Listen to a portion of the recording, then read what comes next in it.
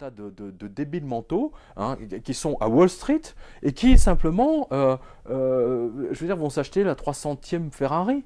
Mais il ne leur viendrait pas à l'idée de construire des immeubles magnifiques comme à Venise. Hein. C'est pour ça qu'ils sont tant haïs aujourd'hui. C'est latent, on le voit, mais on ne le voit pas. Vous comprenez? Hein, les banquiers de Zola n'avaient pas cette haine, le peuple ne les haïssait pas. Relisez son livre, vous le verrez.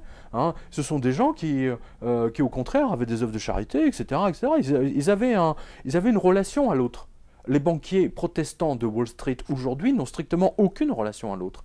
Blight Masters vit dans une tour d'ivoire, qui va bientôt s'écrouler d'ailleurs.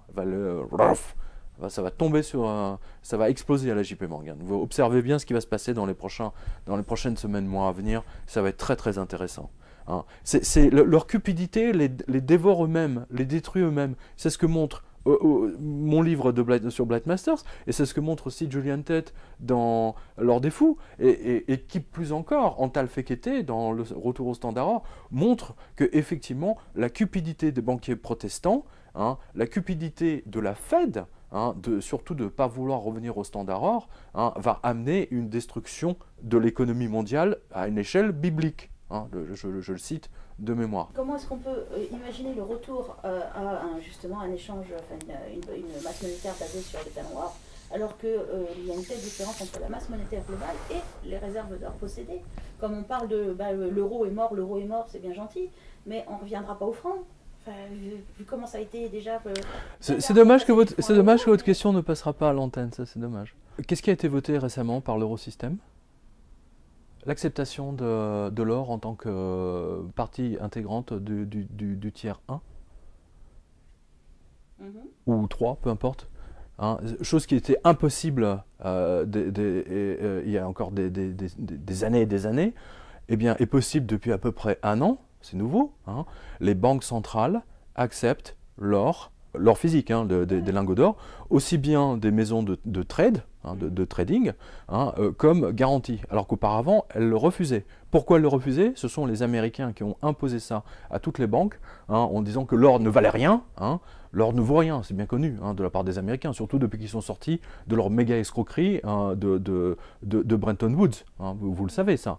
Hein. Voilà, aujourd'hui, depuis 1971, depuis le 15 août 1971, nous sommes dans une gigantesque escroquerie à la monnaie papier qui ne repose sur rien. Et je vous rappelle, hein, je veux dire, parce que ça je le chronique quand même suffisamment longuement sur le blog, la Banque du Japon est aujourd'hui à sa 9e planche à billets. D'accord, c'est pas pour autant que le Japon a réussi à remonter la surface. Numéro 1. La Banque centrale américaine vient de faire sa 4e planche à billets. Donc, c'est quoi hein? C'est de l'argent qui ne repose sur rien. Sur strictement rien. Et alors, voici pourquoi. Vous pouvez prendre la planche à billets qui est derrière vous, là. C'est une vraie, je précise. C'est un cadeau que m'a ramené Charles Guerre de Washington. C'est une vraie planche à billets. Hein. C'est des vrais dollars. Hein, vous voyez. Alors, la Fed, elle, a le droit d'imprimer autant de dollars qu'elle veut. Mais nous, Européens, membres de la BCE, nous n'avons pas le droit d'imprimer une planche à billets quand on en a besoin. Hein, parce que des fois, on peut en avoir besoin juste pour donner un peu d'oxygène, on va dire ça comme ça. Donc, ça veut dire quoi? Ça veut dire que les Américains, avec leur planche à billets, sont en train de racheter l'intégralité de l'Europe, les Anglais aussi, je vous le signale. Et si ça ne vous choque pas, et en plus vous êtes spécialiste, eh bien moi, je peux vous dire que ça me choque, grave. Et je suis étonné que personne à la Banque de France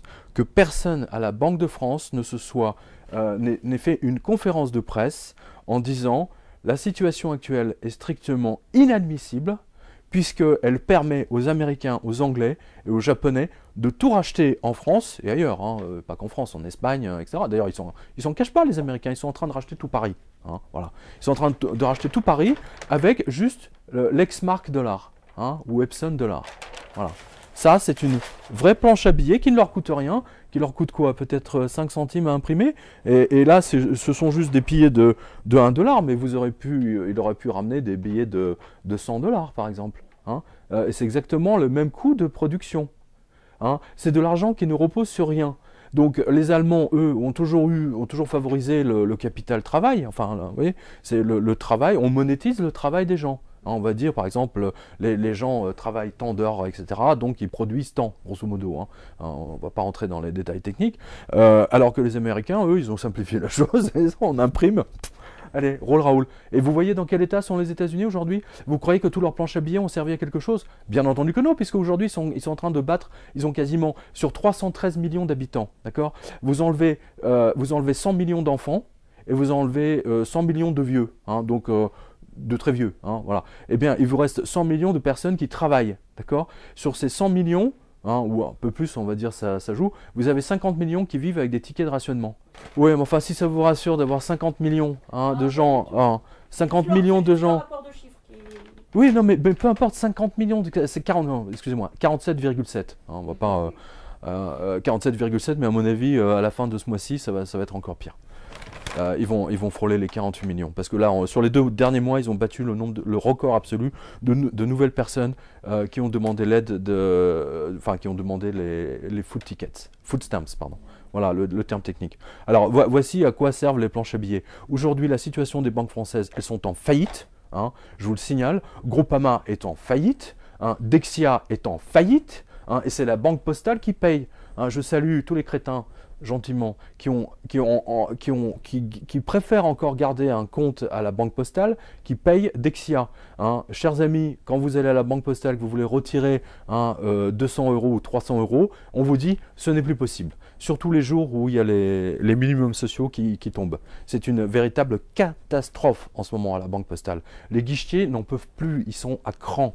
Hein, ils sont véritablement à cran. Le nombre d'arrêts maladie qu'il y a en ce moment à la banque postale, chez les guichetiers, est absolument délirant. Hein, parce que les gens ne tiennent plus le choc face aux insultes, etc. etc., etc.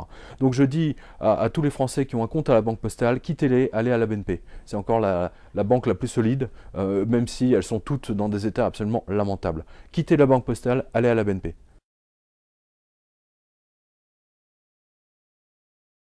Bah, vous savez déjà aujourd'hui, vous n'avez plus d'argent pour payer le restaurateur. Je vous signale qu'en France, vous avez quand même 30% ou 20% des militaires qui ne sont pas payés, soi-disant pour cause de logiciels Louvois.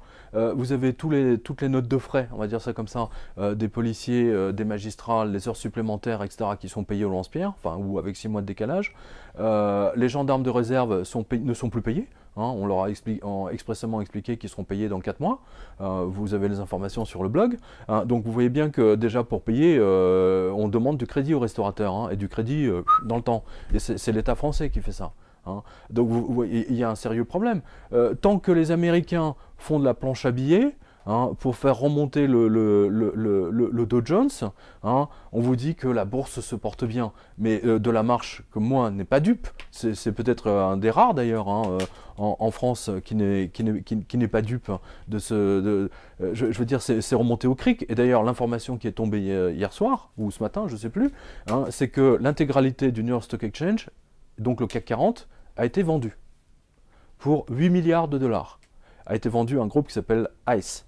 Hein, et donc je peux vous dire que si les actionnaires ont choisi de vendre le New York Stock Exchange, ça sent mauvais. Ça veut dire que en fait ils croient que le truc va exploser à un moment donné ou à un autre, donc ils ont trouvé un crétin à qui le vendre, donc il a accepté de payer 8 milliards, ils l'ont vendu, voilà.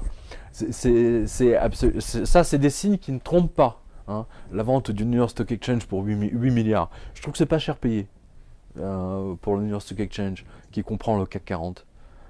Qui comprend la bourse de Paris. On va à une révolte à partir du moment où, comme en Argentine, hein, les distributeurs automatiques de billets se sont arrêtés de fonctionner. Tout simplement. Je l'ai dit et répété maintes fois, mais une piqûre de rappel n'est jamais de trop. Le gouverneur de la Banque centrale anglaise, c'était le 5 octobre 2008, était sur le point d'appuyer sur le bouton, hein, pour stopper l'intégralité des distributeurs de billets anglais. Hein. Les Anglais n'auraient plus eu accès à leur DAB. Il y a eu la réunion de Paris dans la foulée, où le gouverneur de la Banque centrale d'Angleterre, les Allemands, les gens de la Fed et bien entendu Nicolas Sarkozy, ils ont accepté de prendre tout l'argent du peuple pour sauver les banques. Aujourd'hui, nous sommes littéralement volés chaque jour qui passe. Tous nos impôts passent pour sauver les banques. Et on vous dit par la même occasion qu'il n'y a plus de budget. Hein. On ferme les commissariats en ce moment. Ça veut dire quoi? Ça veut dire que, exactement comme Rachida Dati avait fermé tous les petits tribunaux, hein, pour forcer tous les Français à faire des centaines de kilomètres en plus, hein, pour pouvoir voir la justice être rendue. C'est absolument lamentable. Les petits hôpitaux ont été fermés, les petites maternités ont été fermées. Et voilà, tout cet argent va où, hein? Il va où? Il va dans les banques, il va dans la Dexia, il va dans Natixis, il va dans Société Générale, il va dans BNP et surtout Banque Postale. Hein? Pourquoi croyez-vous que le gouvernement français a remonté le plafond du livret A? Hein? Ouais, pourquoi? Hein? Évidemment, hein, c'est pour ramasser un maximum. Hein? Mais si tous les Français se rendaient allaient pour récupérer l'argent du livret A, en même temps, je peux vous dire que ce ne serait même pas possible. Voilà. Donc on va vers une guerre civile, ça va être absolument effroyable. On vivra exactement la même chose qu'en Argentine. Hein. Les Argentins sont passés par ce système avant nous. Hein. Nous, on y va. On a évité ça au mois d'octobre 2008, mais on n'a fait que reculer pour mieux sauter. Et je peux vous dire que ça va être encore pire, hein, parce que la situation est encore pire qu'il y a 5 ans. Je vous signale que si vous regardez la masse monétaire que les Américains ont émise, hein, ils ont émis autant de monnaie depuis 2007 jusqu'à nos jours que depuis la création du dollar. Hein, depuis 1913 ou 1917 jusqu'à 2007. Mais est-ce que vous vous rendez compte de ce que ça veut dire? C'est une catastrophe. Et pendant ce temps-là, vous avez 50 millions d'Américains qui sont aux food stamps. Vous trouvez ça normal? Vous voyez bien qu'il y a quelque chose, il y a une fracture phénoménale qui s'est passée. Et ça ne profite uniquement qu'aux banques. C'est un vol de la démocratie totale et absolue. Alors ça profite aux banques, mais au début on disait qu'on risquait de partir, tout ça allait faciliter la montée du fascisme parce que les banques s'écroulent, le système financier s'écroule. Non, parce que les banques... Non. J'essaye de... Non, vous n'essayez rien du tout là, vous ne recentrez rien du tout, vous n'avez pas suivi. Alors, non, vous n'avez pas suivi.